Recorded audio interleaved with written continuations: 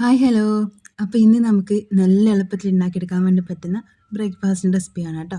പച്ചരി മാത്രം മതി നമുക്ക് ഈ ഒരു സിമ്പിളായിട്ടുള്ള റെസിപ്പി ഉണ്ടാക്കാനേ. അപ്പോൾ എന്തായാലും ട്രൈ ചെയ്ത് നോക്കുക. ഇഷ്ടമായിക്കഴിഞ്ഞാൽ ലൈക്ക് ചെയ്യാനും സബ്സ്ക്രൈബ് ചെയ്യാനും ഷെയർ ചെയ്യാനും കമൻറ്റ് ചെയ്യാനും ഒന്നും മറക്കില്ല കേട്ടോ. അപ്പോൾ നമുക്ക് വീട്ടിലോട്ട് പോവാം. അപ്പോൾ നമ്മളിതാ ഒരു കപ്പ് പച്ചരി എടുത്തിട്ട് അതൊരു പാത്രത്തിലേക്ക് ഇട്ട് കൊടുക്കുന്നുണ്ട് കേട്ടോ.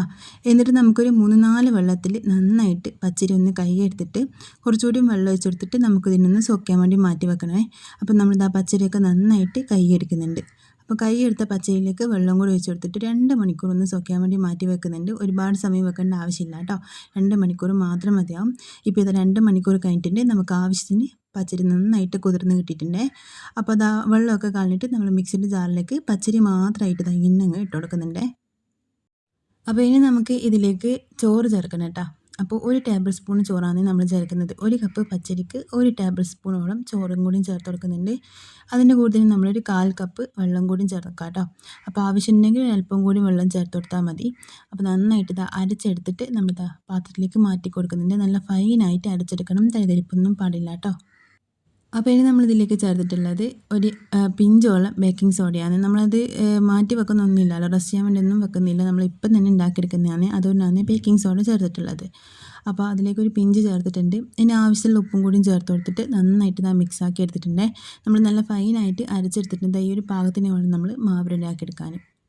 ഇനി ഇതൊരു സൈഡിലേക്ക് നമുക്ക് മാറ്റി വെക്കാം കേട്ടോ. ഇനി വേറൊരു പാത്രത്തിലേക്ക് നമുക്ക് കുറച്ച് വെളിച്ചെണ്ണ ഓയിൽ ഒഴിച്ച് കൊടുത്തിട്ട് ഒന്ന് ചൂടായി വന്നതിന് ശേഷം നമുക്കതിലേക്ക് ഒരു 1/4 ടീസ്പൂണോളം കടുക് ഇട്ട് കൊടുക്കാം കേട്ടോ.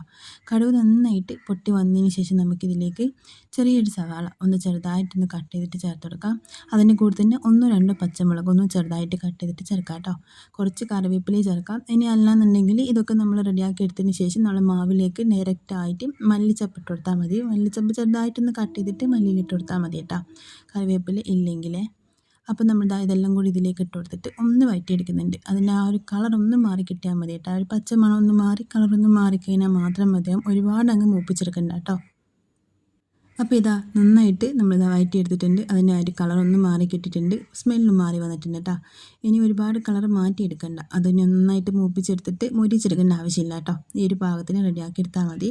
അപ്പോൾ സംഭവം സെറ്റായിട്ടുണ്ട്. ഇനി നമുക്ക് ഫ്ലെയിം അങ്ങ് ഓഫാക്കി കൊടുത്തിട്ട് നമ്മൾ മാവിലേക്ക് ഇതിപ്പം തന്നെ അങ്ങ് ഇട്ട് കൊടുക്കാം കേട്ടോ ചെയ്യാൻ.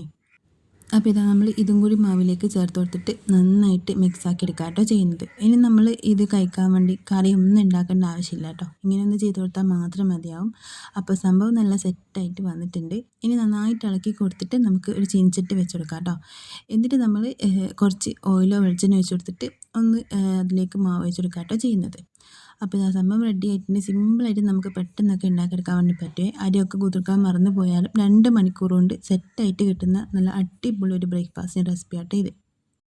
അപ്പോൾ ചീനച്ചട്ടി വെച്ച് കൊടുത്തിട്ടുണ്ട്. അതിലേക്ക് നമ്മൾ കുറച്ച് ഓയിൽ ഒഴിച്ച് കൊടുക്കുന്നുണ്ടേ. ഓയിലൊന്ന് ചൂടായി വന്നതിന് ശേഷം നമുക്കിതിലേക്ക് 1 സ്പൂൺ മാവ് ഒഴിച്ചെടുക്കാം. മാവ് ഒഴിച്ചിട്ട് നമ്മൾ അതങ്ങനെ അങ്ങ് അടച്ച് വെക്കാം അല്ലാട്ടോ ചെയ്യുന്നത്. ഒന്ന് പരത്തി കൊടുക്കുന്നുണ്ട്. ഇതുപോലെ ഒന്ന് സ്പൂൺ വെച്ചിട്ട് ഒന്ന് പരത്തി കൊടുത്തതിന് ശേഷം നമുക്ക് ഇതൊന്ന് അടച്ച് വെക്കാം കേട്ടോ. അടച്ച് വെച്ചിട്ട് നമുക്കൊരു ഇതൊന്ന് ആറി വരുന്നവരെ, മുകൾ ഭാഗം നന്നായിട്ടൊന്ന് ആറി കിട്ടുന്നത് വരെ അടച്ച് വെക്കാം. ഒരുപാട് സമയമൊന്നും വേണ്ട കേട്ടോ. പെട്ടെന്ന് റെഡി ആയിക്കോളും. ഫുൾ ഫ്ലെയിമിൽ തന്നെ അങ്ങ് വെച്ച് കൊടുത്താൽ മതിയേ. ഇപ്പോൾ കുറച്ച് സമയം കഴിഞ്ഞപ്പോൾ അതിൻ്റെ മുകൾ ഭാഗം ഒന്ന് ആറി വന്നിട്ടുണ്ട്. ആ ഒരു സമയത്ത് നമ്മൾ വീണ്ടും ഇതിനൊന്ന് തിരിച്ചിട്ട് കൊടുക്കുന്നുണ്ട്.